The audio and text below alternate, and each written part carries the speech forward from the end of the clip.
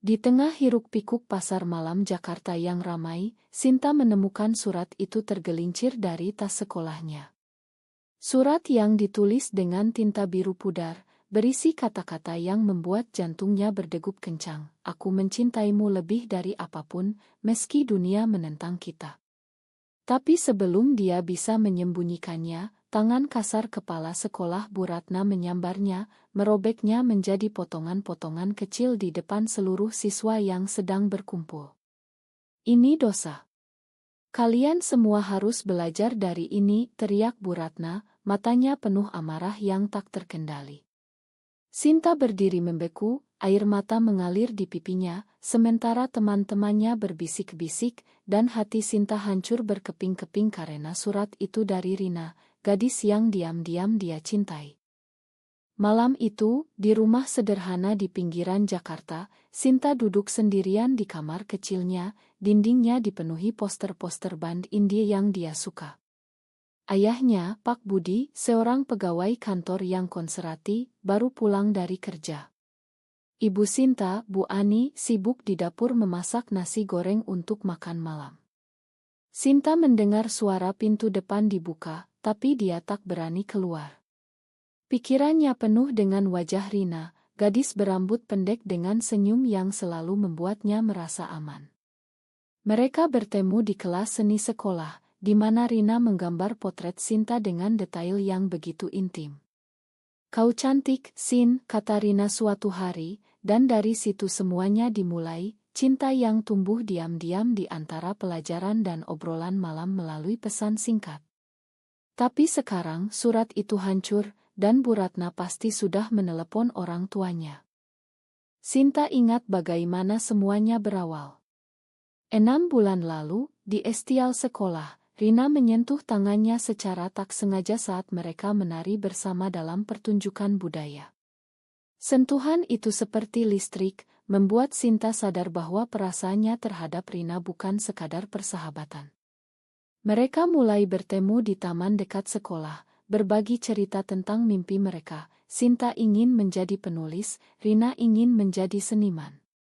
Tapi di Indonesia, di mana norma masyarakat begitu ketat, cinta seperti ini dianggap tabu. Sinta pernah mendengar cerita tentang teman-temannya yang diusir dari rumah karena orientasi mereka. Apa yang akan ayah katakan, gumam Sinta pada dirinya sendiri. Dia tahu ayahnya adalah orang yang taat agama, yang selalu mengajarkan nilai-nilai tradisional. Tiba-tiba suara ketukan di pintu kamarnya. Sinta, keluarlah. Ada yang harus kita bicarakan, kata Pak Budi dengan suara tegas. Sinta bangkit perlahan, hatinya berdegup kencang. Di ruang tamu, Bu Ani sudah duduk di sofa, wajahnya penuh kekhawatiran. Bu Ratna menelepon tadi sore, kata Pak Budi langsung ke pokok masalah. Dia bilang ada surat.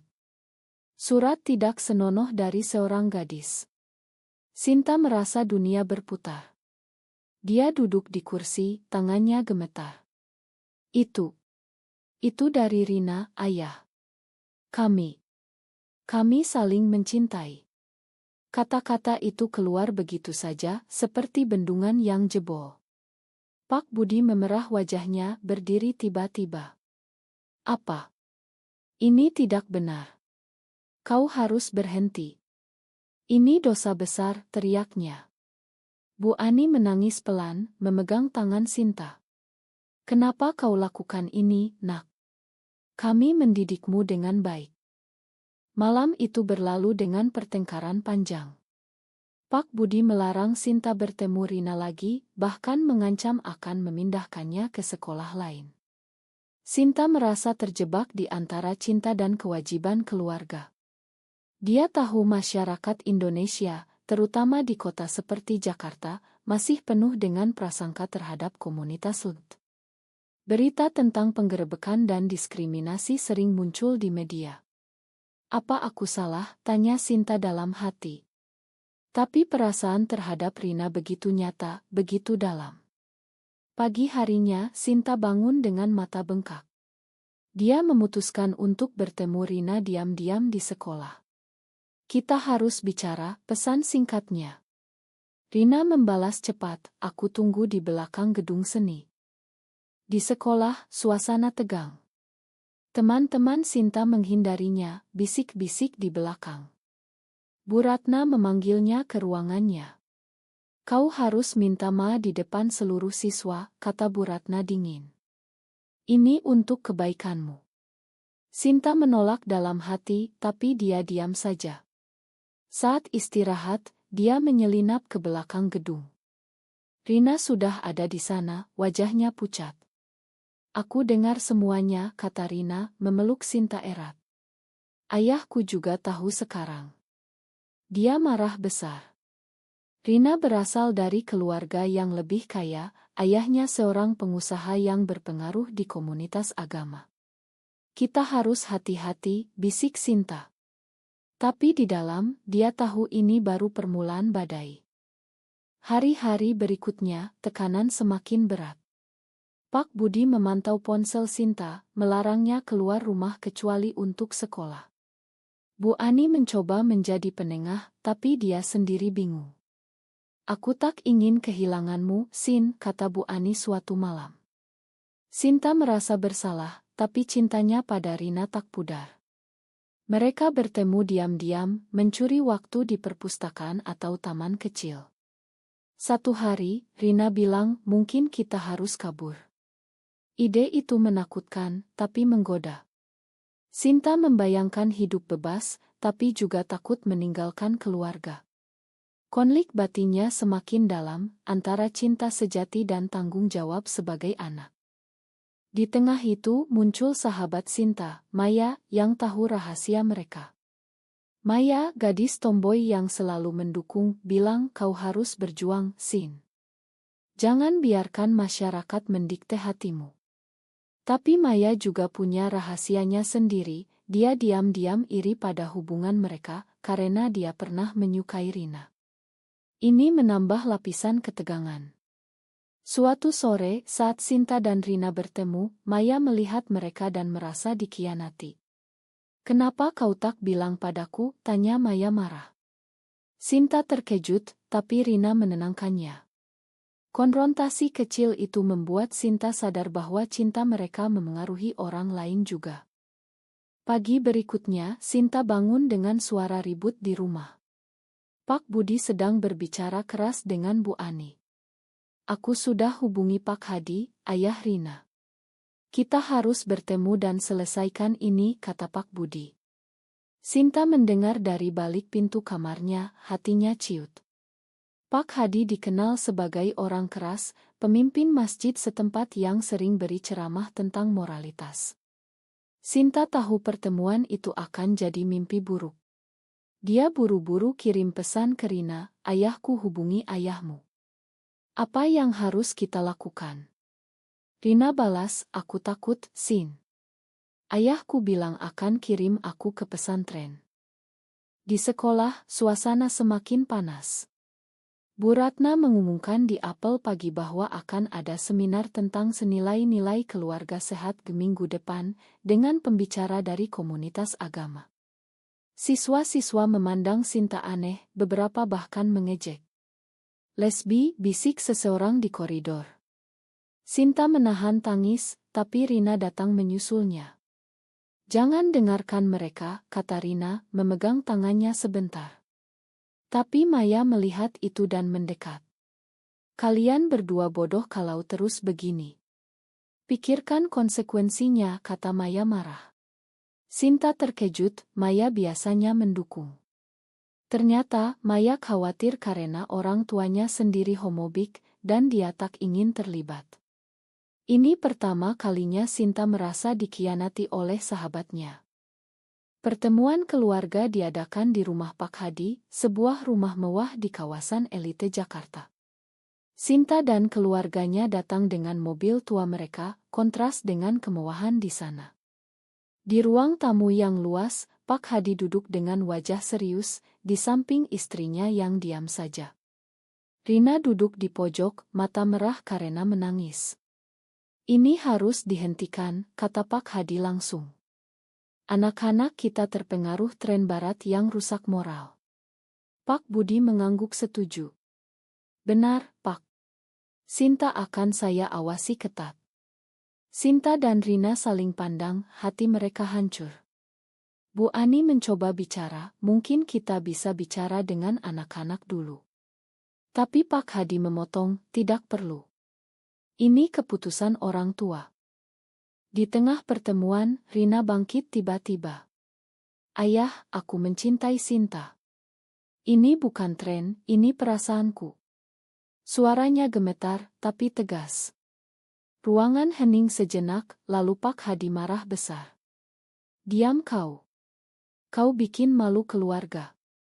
Dia memerintahkan Rina masuk kamar. Sinta ingin membela, tapi Pak Budi menarik tangannya. Kita pulang sekarang. Di mobil pulang, Pak Budi diam saja, tapi matanya penuh kecewaan. Bu Ani menangis, kenapa kau tak bilang dari awal, Sin? Sinta menjawab pelan, aku takut, Bu. Malam itu, Sinta merasa semakin terisolasi. Cintanya pada Rina seperti api yang tak bisa dipadamkan, tapi tekanan dari keluarga membuatnya ragu. Beberapa hari kemudian, Maya mendekati Sinta di sekolah. Ma, kemarin aku kasar. Aku cuma khawatir. Maya mengaku bahwa dia pernah punya perasaan pada Rina, tapi sekarang dia mendukung mereka. Tapi hati-hati, ada rumor Bu Ratna akan lapor ke polisi kalau kalian terus. Sinta terkejut. Di Indonesia, meski tak ada undang-undang langsung melarang hubungan sesama jenis, diskriminasi sering terjadi melalui jalur agama atau sosial. Sinta memutuskan untuk bertemu Rina lagi di kai kecil dekat sekolah. Kita harus rencanakan sesuatu, kata Sinta. Rina setuju, mungkin kita bisa minta bantuan dari komunitas online. Mereka mulai mencari informasi di ponsel, menemukan grup dukungan di Jakarta. Tapi risiko tinggi jika ketahuan bisa lebih buruk.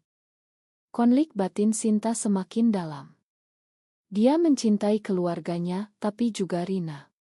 Setiap malam, dia berdoa, mempertanyakan apakah cintanya salah. Tuhan, tolong beri petunjuk, gumamnya. Sementara itu, Pak Budi mulai berubah. Dia membaca artikel tentang LGBTQ, tapi masih menolak.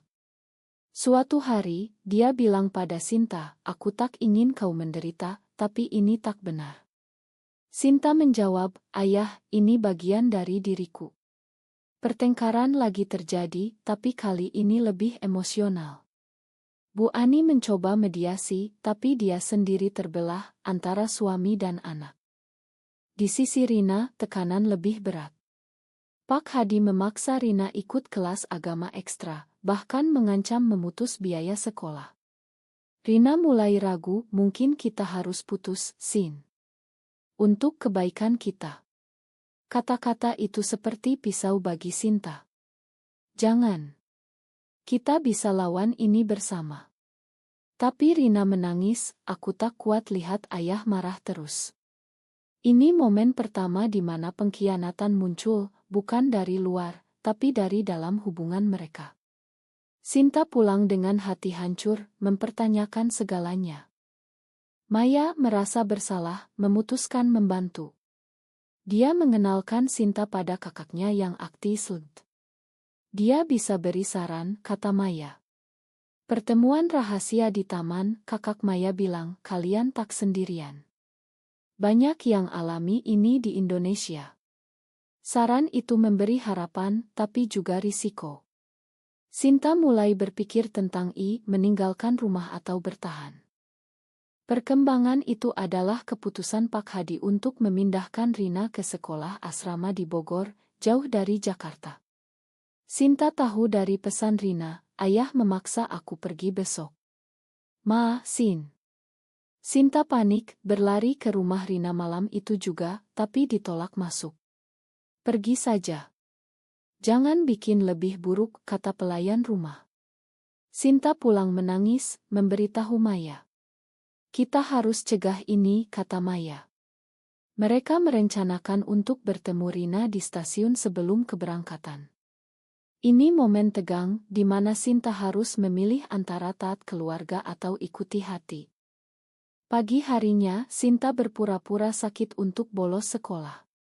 Dia dan Maya pergi ke stasiun kereta api Gambir, tempat Rina akan naik kereta ke Bogor. Di sana, kerumunan orang membuatnya sulit mencari. Akhirnya, Sinta melihat Rina berdiri dengan koper di samping Pak Hadi. "Rina," panggil Sinta. Rina menoleh, matanya basah. Pak Hadi marah, "Kau lagi? Pergi atau aku panggil polisi."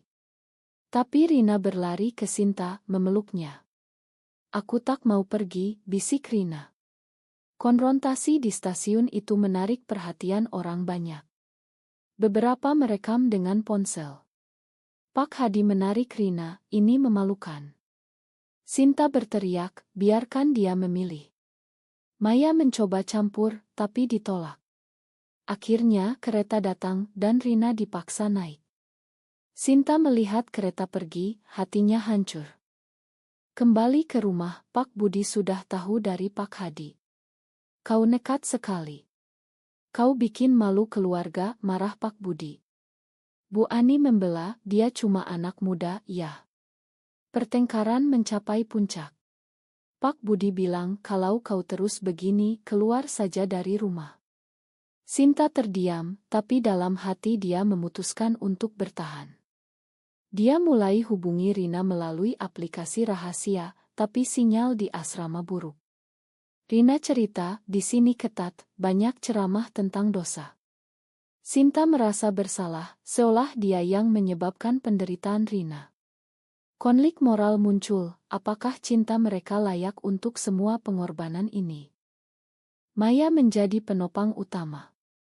"Kau kuat, Sin. Ingat, banyak pasangan seperti kalian yang bertahan." Tapi Maya sendiri mulai diinterogasi orang tuanya karena rumor. "Kau ikut campur urusan mereka?" tanya ayah Maya. Maya bohong, tapi hatinya terbelah. Di sekolah, Bu Ratna memanggil Sinta lagi. "Kau harus ikut konseling agama."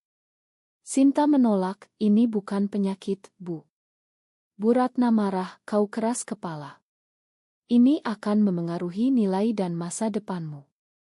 Tekanan sekolah menambah beban. Sinta mulai depresi, makan tak enak, tidur tak nyenyak. Suatu hari, Sinta menemukan surat lama dari ibunya.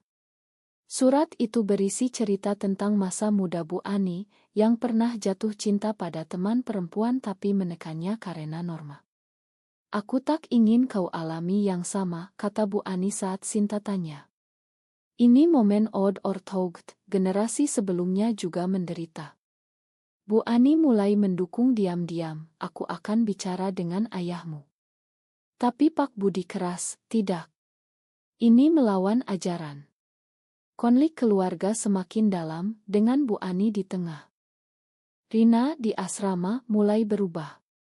Dia kirim pesan, "Mungkin ayah benar, Sin. Kita harus berhenti." Kata-kata itu seperti pengkhianatan. Sinta marah, "Kau menyerah." Rina jawab, "Aku lelah bertarung." Hubungan mereka retak. Sinta merasa ditinggalkan, beralih ke Maya untuk curhat. Maya mendengarkan, tapi diam-diam senang karena peluangnya dengan Rina. Ini lapisan pengkhianatan lain. Sinta sadar, tapi tak bisa marah karena Maya satu-satunya teman. Untuk mengatasi, Sinta bergabung komunitas LinkedIn online, bertemu orang-orang dengan cerita serupa. Satu anggota, seorang aktivis bernama Lina, bilang, "Kau harus bicara terbuka. Itu satu-satunya cara ubah masyarakat." Ide itu menginspirasi Sinta. Dia mulai tulis diari yang kelak jadi cerita. Tapi risiko tinggi jika ketahuan, bisa diusir. Pak Budi menemukan ponsel rahasia Sinta, marah besar. "Kau masih hubungi dia?" Dia hancurkan ponsel. Sinta menangis, "Ayah, ini diriku." Pak Budi terdiam, untuk pertama kalinya ragu. Sinta buru-buru ke Bogor dengan kereta, ditemani Maya. Di asrama, Rina menunggu di gerbang, wajahnya kurus. "Aku salah, Sin. Aku tak bisa tanpa kamu." Mereka peluk, tapi pengawas asrama datang. Kalian tak boleh di sini. Konfrontasi lagi terjadi. Sinta bilang, biarkan kami bicara. Pengawas hubungi Pak Hadi, yang datang cepat. Kau lagi-lagi. Kali ini aku lapor polisi, ancam Pak Hadi. Tapi Rina berdiri tegas, ayah, kalau kau lakukan itu, aku akan cerita semuanya ke media. Pak Hadi terkejut. Ini momen keberanian Rina setelah berbulan-bulan tekanan. Mereka bicara di kai dekat asrama. Rina cerita tentang indoktrinasi di sana, mereka bilang cinta kita dosa, tapi aku tahu itu salah. Sinta lega, tapi khawatir. Maya ikut, tapi matanya penuh iri. Di perjalanan pulang, Maya bilang, aku senang kalian baikan, tapi hati-hati. Sinta curiga, tapi abaikan. Kembali ke Jakarta, Pak Budi sudah tahu dari Pak Hadi. Kau nekat pergi ke sana, marahnya. Bu Ani membela, biarkan mereka, ya. Lihat betapa menderita anak kita. Pak Budi ragu, mulai baca buku tentang psikologi LGBT. Ini tanda perubahan kecil. Tapi pengkhianatan datang dari Maya. Dia dalam kemarahan iri cerita ke Bu Ratna tentang pertemuan itu. Bu Ratna lapor ke orang tua. Pak Budi marah pada Maya, kau sahabatnya, kenapa khianati? Maya menangis, aku suka Rina. Pengakuan itu mengejutkan semua.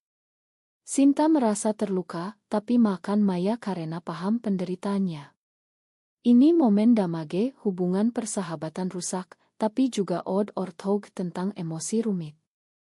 Rina pulang ke Jakarta setelah negosiasi dengan ayahnya.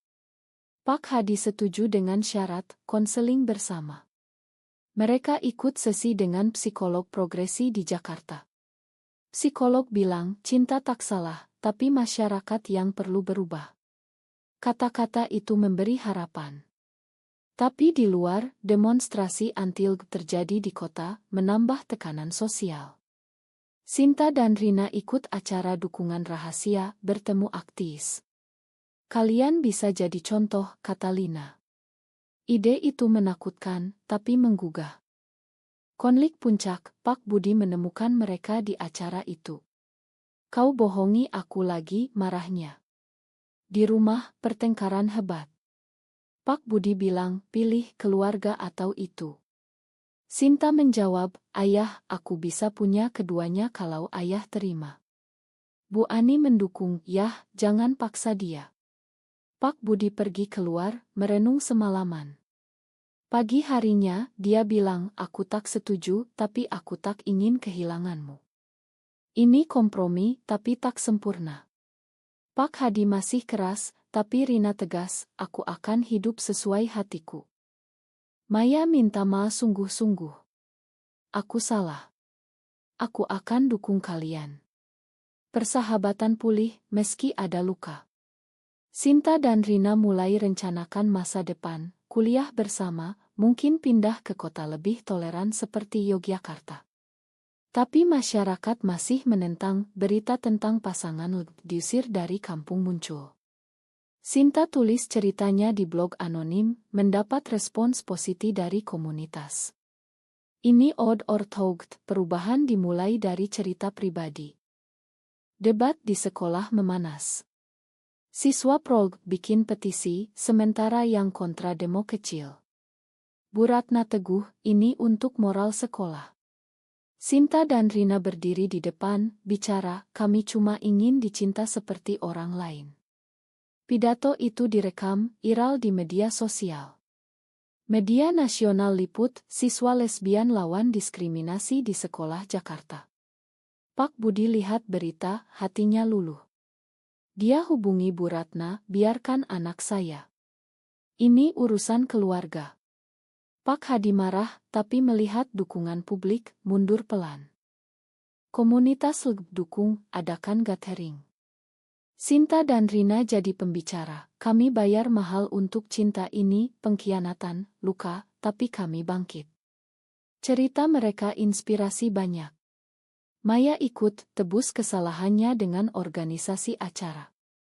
Keluarga mulai terima, Bu Ani peluk Sinta, Pak Budi bicara terbuka dengan Rina. Pak Hadi masih ragu, tapi tak lagi ancam. Ini odd or though, perubahan butuh waktu dan pengorbanan.